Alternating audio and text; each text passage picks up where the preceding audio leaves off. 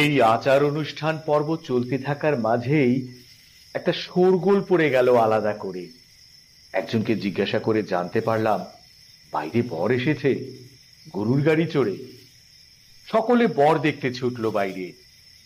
হাঁড়িয়ায় চুমুক দিয়ে হাতে পান সুপারি দিয়ে বরকে কোলে করে বিয়ের মণ্ডপে আনা হলো। আনন্দে সকলে মেতে উঠল এবং গান ধরলো, বর এলো মাদল বাজাইলো, বর এলো মাদল বাজাইলো।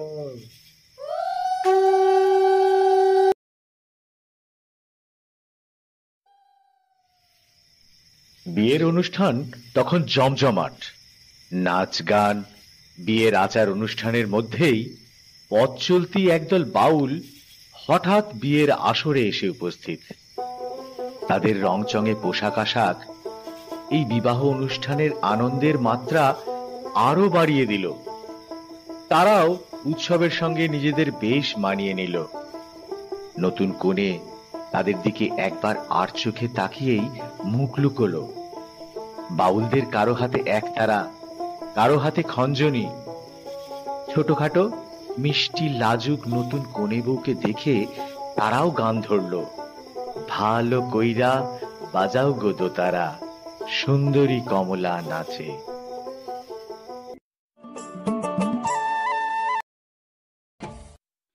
বাউলরা নেচে গেয়ে বিয়ের আসর থেকে বিদায় নেওয়ার পর ছোট্ট কনে বউয়ের লজ্জা ভাঙাতে তাকে নিয়ে সবাই আনন্দে মাতোয়ারা হয়ে পেট নাচের আসর জমাবে বলে কয়েকজন গান শুরু করলো।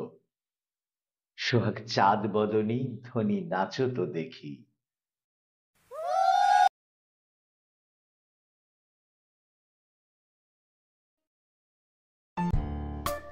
এমন একটা উৎসবে সকলের সঙ্গে আমিও মেতে উঠলাম এবং অবশ্যই সেখানকার সহৃদয় মানুষেরা অতিথি হিসাবে আমাকে আপ্যায়নের কোনো ত্রুটি রাখলো না। তাদের অনুরোধে বিয়ে বাড়িতে খাওয়া দাওয়া সেরে রিসর্টে ফিরলাম। গাইড রমাপদ টুডু আমাকে জানালেন পরের দিন খুব সকালে তিনি আমাকে এক অতি প্রাচীন মন্দিরে নিয়ে যাবেন। নদীর জলের মাঝে জেগে আছে সেই মন্দিরের চূড়া।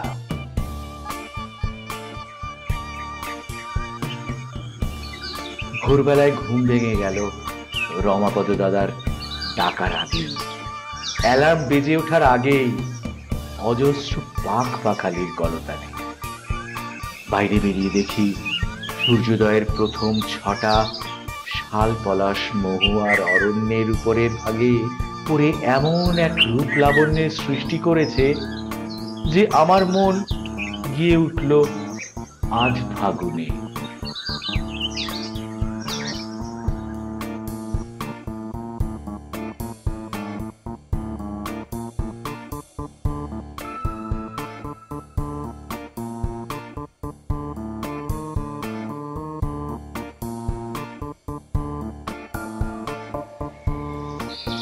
পথের ও প্রকৃতির অপার সৌন্দর্যের হাতছানি উপেক্ষা করা বড়ই কঠিন। চাষিরা লাঙল কাঁধে আলপথ ধরে ক্ষেতের দিকে চলেছে।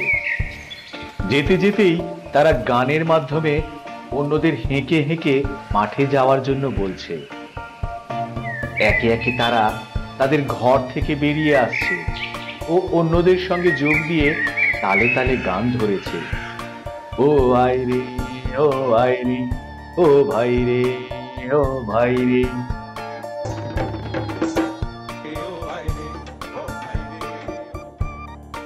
সকালের চা খেয়েই রমাপদ দাদার সঙ্গে বেরিয়ে পড়লাম। পথে যেতে যেতে নাম না জানা কত রকম পাখির কলতানে মন ভরে উঠল। বহু পথ পেরিয়ে কাঁসাই নদীর তীরে পৌঁছে গেলাম। দেখি সেখানকার মাঝি ভাইরা গান ধরেছে, নাও ছাড়িয়া দে, পাল উড়াইয়া দে।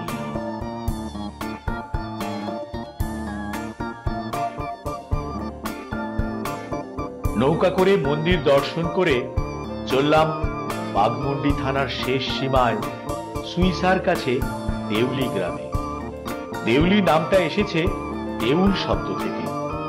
সেখানকার মূল মন্দিরে জৈন তীর্থঙ্করের মূর্তি আছে। তীর্থঙ্করের সাথে সেখানে শিবলিঙ্গ, বিষ্ণু মূর্তির পূজার চল ছিল আগে। মন্দির নির্মাণ কৌশল বিস্ময় জাগায়। ঐতিহাসিকদের মতে মূর্তিটি ষোড়শ তীর্থঙ্কর শান্তিনাথের। এনাকে হিন্দু দেবতা হিসেবে পূজা করা হয় এখানে। স্থানীয়দের ভাষায় ইরগুনাথ মন্দির। এখানেই পুকুর পাড়ে আরেকটি দেবী মূর্তি আছে। দেবী রণংদেহী মেজাজে, সিঁদুর মাখানো। স্থানীয় মেয়েরা সেখানে নাচ করছে।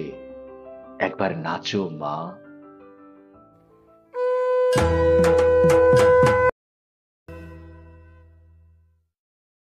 গাইড দাদা বললেন ফেরার পথে আমাদের মহুয়ার জঙ্গল দেখাবেন। দুপুরের খাবার আমরা সেখানকারই স্থানীয় এক খাবারের দোকানে সারলাম। মোটা চালের ভাতের সঙ্গে স্থানীয় কি একটা জংলি সবজি ও কাঁচা শালপাতায় পোড়া মাংসের পদ বেশ ভালো ছিল। খাওয়া দাওয়া সেরে আমরা ফেরার পথে মহুয়ার জঙ্গলে গেলাম।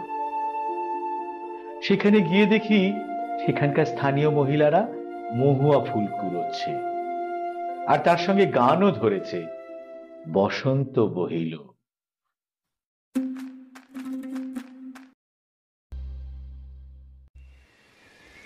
এই আনন্দের বাতাবরণ ছেড়ে যেতে মন না চাইলেও সময় তো আর থেমে থাকে না, তাই এগোতে হলো। পথে পড়ল গ্রামের হাট। কাঁচের চুড়ি, হাঁস মুরগি বিক্রি হচ্ছে। আছে ঘরকন্যার নিত্য প্রয়োজনীয় সামগ্রীর পসরাও।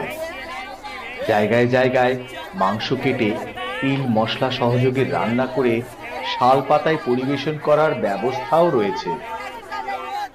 একপাশে খোলা জায়গায় আগুন জ্বেলে কয়েকজন আদিবাসী মহিলা নাচে গানে মেতেছে। গান ধরেছে কালো ভ্রমর।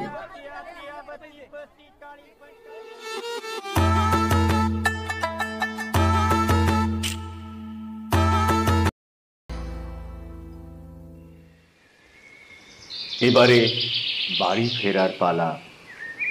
মনের স্মৃতিকোঠায় অজস্র সুখ স্মৃতি বই নিয়ে ভারাক্রান্ত মনে স্টেশনের দিকে রওনা দিয়েছি। কোথায় যেন দূর থেকে কানে ভেসে এলো এক মন কেমন করা গানের সুর। শাল তলে বেলা ডুবিল। আমি একজন শহুরে মানুষ। শহরের যান্ত্রিক জীবনে নিজেকে অভ্যস্ত করে নিয়েছি। তবুও যেন মাঝে মাঝে ইচ্ছে করে এই ব্যস্ত শহরের কোলাহল থেকে পালিয়ে যদি যেতে পারতাম পাহাড়, জঙ্গল, নদী, প্রকৃতি মায়ের কোলে, অন্তত কিছুদিনের জন্য হলেও। আর কয়েকটা দিন প্রকৃতির মাঝে কাটিয়ে নিতে পারলেই আবারও বেশ কয়েক মাস এই শহরের ইট পাথরের জঙ্গলে জীবন কাটাবার মতন অক্সিজেন পেয়ে যেতাম। আমি ব্যস্ত জীবনে হাঁফিয়ে উঠলেই আমার অবসর যাপনের প্রিয় জায়গা মানভূমকে আমার মনে হয় আদুর গায়ের এক আলু থালু শ্যামলা সুন্দরীর মতো। নাক মাটা মাটা, চোখ ভাষা সাঁওতালিরা যেমন হয়, তাদের গরম পিটনে যেমন একটা আঁটো সাঁটো ভাব থাকে, অথচ লালিত্য যেন উপচে পড়ে মাথার খোঁপায় একটা বুনো ফুল গুঁজলে। সেখানে পা দিলেই আমি যেন দূর থেকে শুনতে পাই ধামসা মাদলের ত্রিমি ত্রিমি শব্দ, গন্ধ পাই মহুয়ার।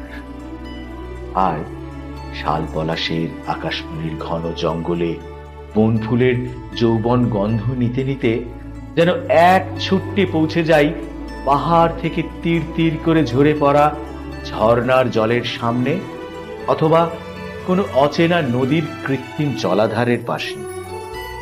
ট্রেন লেট থাকায় শেষ দুপুরে মুড়ি স্টেশনে নেমেই অযোধ্যা পাহাড়ের কোলে মুরগুমা ইকো রিসর্ট বন পলাশির দিকে চললাম পাহাড়ের নির্জনতার মধ্যে দিয়ে। বুঝলাম যে পলাশের জন্য বসন্তে শহুরেরা হাহাকার করে।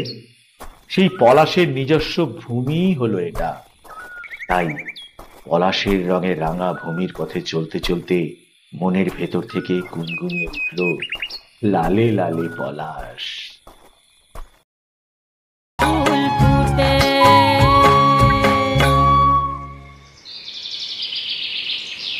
পলাশের বৃক্ষরাজি পেরিয়ে একটানা পিচ রাস্তা ছাড়িয়ে এবার চললাম লাল মাটির পথ ধরে।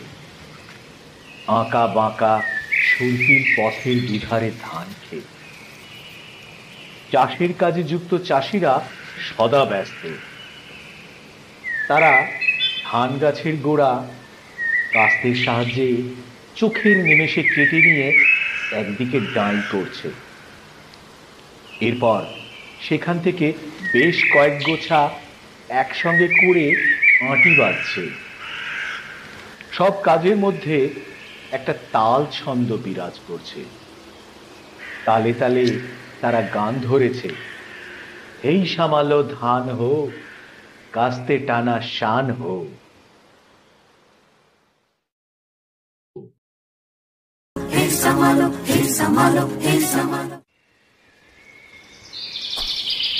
পথে যেতে যেতে বন পলাশীর কেয়ারটেকার জলধরকে শুধাই, আচ্ছা, এই গ্রামের নাম মুরগুমা কেন? সে উত্তর দেয়, আগে প্রচুর ময়ূর ঘুরে বেড়াতো বটে, এখন এত গাছ কেটে হোটেল হওয়ার দরুন তারা আর আসে না। ময়ূরের গ্রাম থেকেই আদিবাসীদের দেওয়া গ্রামের নাম মুরগুমা বটে। যেতে যেতে সন্ধ্যা ঘনিয়ে এলো, সাথে ঝিরিঝিরি বৃষ্টি শুরু হলো। চাষি বউরা তাদের কাজ ছেড়ে বাড়ির পথ ধরেছে। হঠাৎ বৃষ্টি নামায় আমি জলধরের কাছে আশঙ্কা প্রকাশ করতেই চাষি বউরা তা শুনে আমাদের সঙ্গে খুনসুটিতে মাতল।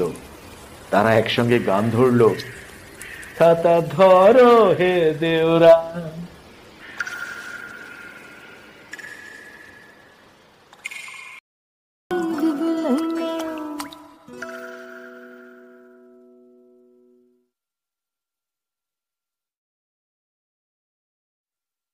রিসর্টে গিয়ে হাত মুখ ধুয়ে গরম চায়ে চুমুক দিয়ে আবার একবার বাইরে বেড়াতে মন চাইল। ঘরে বদ্ধ না থেকে যতটুকু সময় প্রকৃতির মধ্যে থাকতে পারি ততটুকুই প্রাপ্তি। বৃষ্টি একটু ধরেছে, সন্ধ্যা নামছে কাছের শাল পলাশের জঙ্গলে। একটু দূরে এক জায়গায় আগুন জ্বলছে, চারপাশে কয়েকজন ঘিরে আছে। কৌতূহলী হয়ে এগিয়ে গিয়ে দেখলাম আগুন ঘিরে আদিবাসীদের কাঠি নাচ হচ্ছে। তারা গান ধরেছে, আজ জীবন খুঁজে। অনেকটা পথ এগিয়ে গিয়েছিলাম। কাঠি নাচ দেখে রিসর্টে ফেরার পথে গ্রামের এক গেরস্ত বাড়িতে উলু ও শঙ্খধ্বনি শুনে খানিক থমকে গেলাম। সেখানে বেশ আলোর রোশনাই, অনেক মানুষের জমায়েত।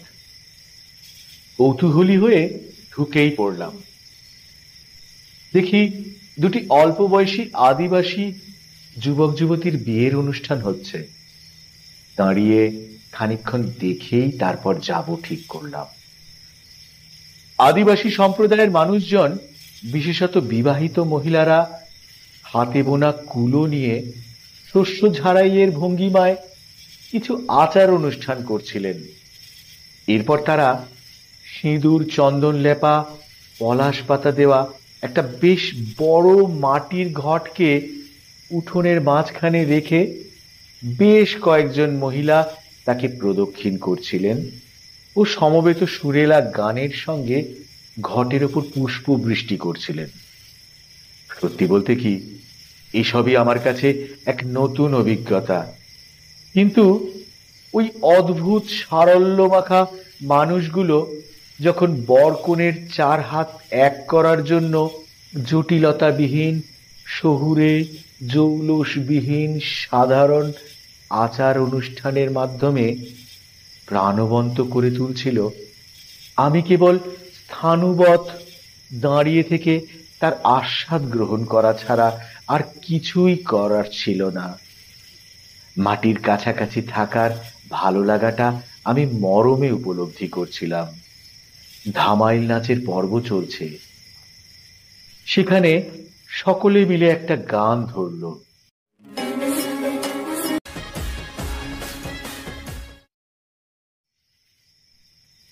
এই আচার অনুষ্ঠান পর্ব চলতে থাকার মাঝেই একটা শোরগোল পড়ে গেল আলাদা করে। একজনকে জিজ্ঞাসা করে জানতে পারলাম বাইরে বর এসেছে গরুর গাড়ি চড়ে। সকলে বর দেখতে ছুটল বাইরে। হাঁড়িয়ায় চুমুক দিয়ে, হাতে পান সুপারি দিয়ে বরকে কোলে করে বিয়ের মণ্ডপে আনা হলো। আনন্দে সকলে মেতে উঠল এবং গান ধরল, বর এলো মাদল বাজাইলো, বর এলো মাদল বাজাইলো।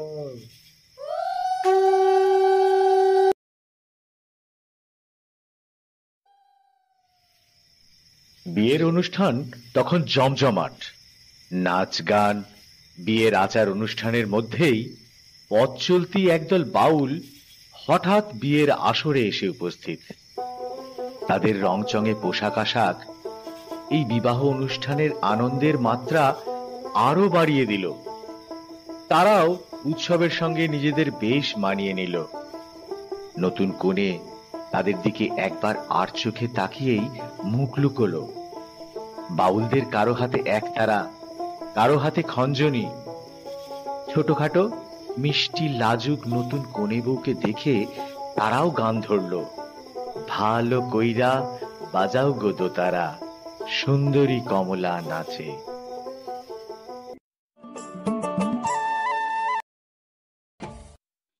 বাউলরা নেচে গেয়ে বিয়ের আসর থেকে বিদায় নেওয়ার পর ছোট্ট কনে বউয়ের লজ্জা ভাঙাতে তাকে নিয়ে সবাই আনন্দে মাতোয়ারা হয়ে পেট নাচের আসর জমাবে বলে কয়েকজন গান শুরু করলো। সোহাগ চাঁদ বদনী ধ্বনি নাচো তো দেখি।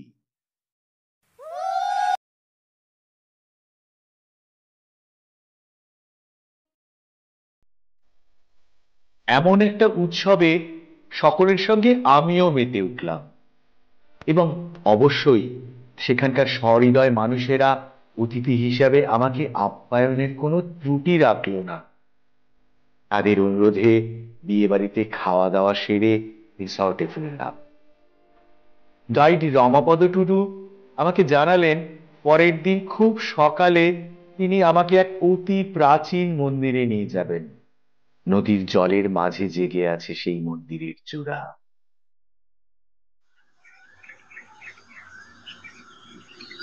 ভোরবেলায় ঘুম ভেঙে গেল রমাপদ দাদার ডাকার আগেই।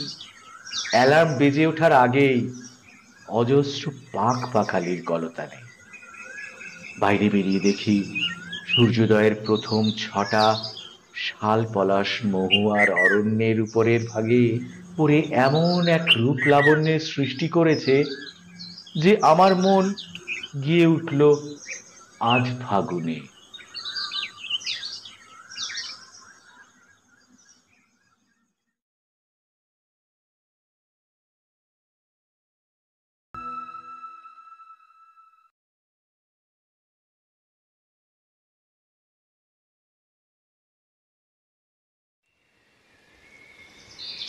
পথের ও প্রকৃতির অপার সৌন্দর্যের হাতছানি উপেক্ষা করা বড়ই কঠিন। চাষিরা লাঙল কাঁধে আলপথ ধরে ক্ষেতের দিকে চলেছে। যেতে যেতেই তারা গানের মাধ্যমে অন্যদের হেঁকে হেঁকে মাঠে যাওয়ার জন্য বলছে। একে একে তারা তাদের ঘর থেকে বেরিয়ে আসছে ও অন্যদের সঙ্গে যোগ দিয়ে তালে তালে গান ধরেছে। ও আই রে, ও আই রে, ও ভাই রে, ও ভাই রে।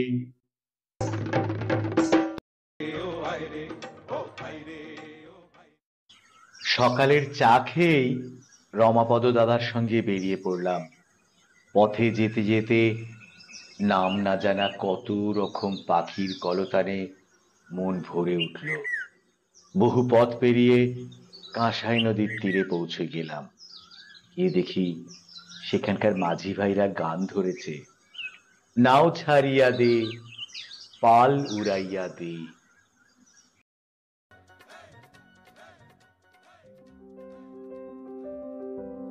নৌকা করে মন্দির দর্শন করে চললাম বাঘমুন্ডি থানার শেষ সীমায় সুইসার কাছে দেউলি গ্রামে। দেউলি নামটা এসেছে দেউল শব্দ থেকে। সেখানকার মূল মন্দিরে জৈন তীর্থঙ্করের মূর্তি আছে। তীর্থঙ্করের সাথে সেখানে শিবলিঙ্গ, বিষ্ণু মূর্তির পূজার চল ছিল আগে। মন্দির নির্মাণ কৌশল বিস্ময় জাগায়। ঐতিহাসিকদের মতে মূর্তিটি ষোড়শ তীর্থঙ্কর শান্তিনাথের। এনাকে হিন্দু দেবতা হিসেবে পূজা করা হয় এখানে। স্থানীয়দের ভাষায় ইরগুনাথ মন্দির। এখানেই পুকুর পাড়ে আরেকটি দেবী মূর্তি আছে। দেবী রণংদেহী মেজাজে, সিঁদুর মাখানো। স্থানীয় মেয়েরা সেখানে নাচ করছে। একবার নাচো মা।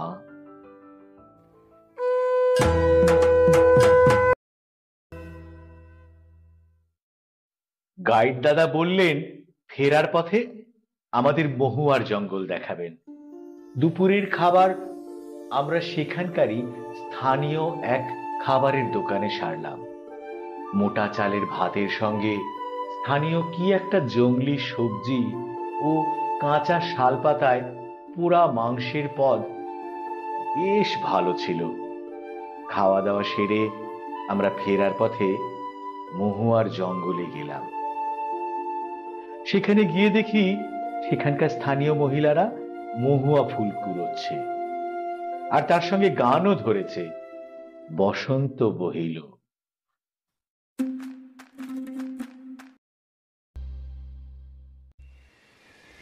এই আনন্দের বাতাবরণ ছেড়ে যেতে মন না চাইলেও সময় তো আর থেমে থাকে না, তাই এগোতে হলো। পথে পড়ল গ্রামের হাট। কাঁচের চুড়ি, হাঁস মুরগি বিক্রি হচ্ছে। আছে ঘরকন্যার নিত্য প্রয়োজনীয় সামগ্রীর পসরাও। জায়গায় জায়গায় মাংস কেটে তিল মশলা সহযোগে রান্না করে শাল পাতায় পরিবেশন করার ব্যবস্থাও রয়েছে। একপাশে খোলা জায়গায় আগুন জ্বেলে কয়েকজন আদিবাসী মহিলা নাচে গানে মেতেছে। গান ধরেছে কালো ভ্রমর।